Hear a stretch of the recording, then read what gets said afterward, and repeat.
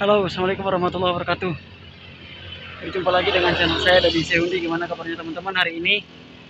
Saya yakin teman-teman semakin baik dan semakin sangat baik. Itu yang saya harapkan dari teman-teman. Mudah-mudahan pada hari ini, hari Minggu ya, tanggal 22 Mei 2022, saya yakin teman-teman sudah bisa beraktivitas seperti biasa, sudah bisa makan seperti biasa, sudah bisa aktivitas seperti biasa, dan bisa jalan-jalan jauh ke tempat yang memang dituju sama teman-teman. Oke teman-teman, hari ini saya sudah bersepeda dari jam 6 dan sekarang sudah hampir jam setengah 9. Berarti saya itu sekitar 2 jam lebih bersepeda. Kalau kemarin saya menceritakan tentang sakit perut saya, nah sekarang perut saya sudah baikan dan saya sangat capek sekali. Ya, bersepeda itu dengan memakai masker sangat capek. Tapi teman-teman jangan aneh ataupun jangan kaget dengan penyakit seperti ini ya. Karena sejujurnya penyakit ini hanya butuh sentuhan dari beberapa orang yang memang paham dengan penyakit ini. Jadi kalau misalkan teman-teman ketemu sentuhannya yang tepat ataupun yang cocok, maka penyakit ini akan segera selesai, penyakit ini akan segera keluar gitu kan. Nah, kemudian ya selain daripada sentuhan ya, penyakit ini butuh diingatkan selama yang lain bahwa kita memang tidak apa-apa.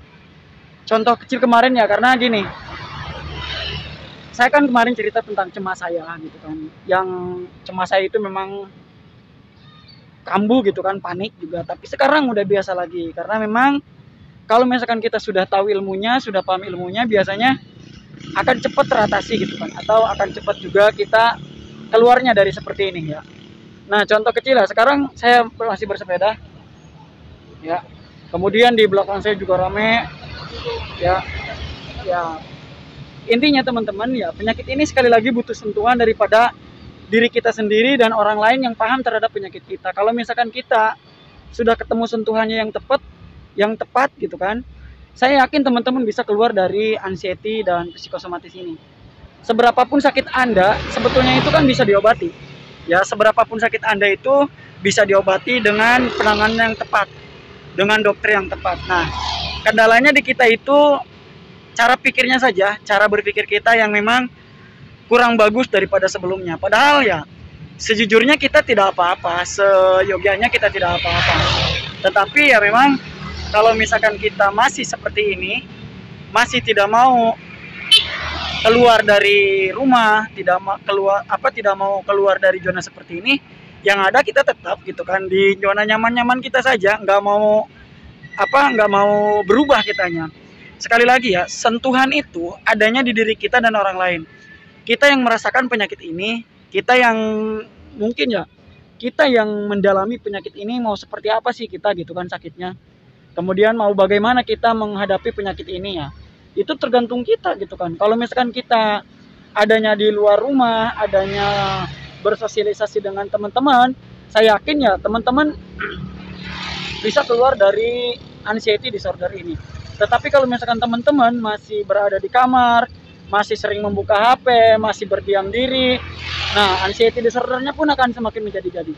Sebaiknya kita bergerak dengan sesuai kemampuan kita. Kita makan dengan ya aturan makan kita, jangan berlebihan.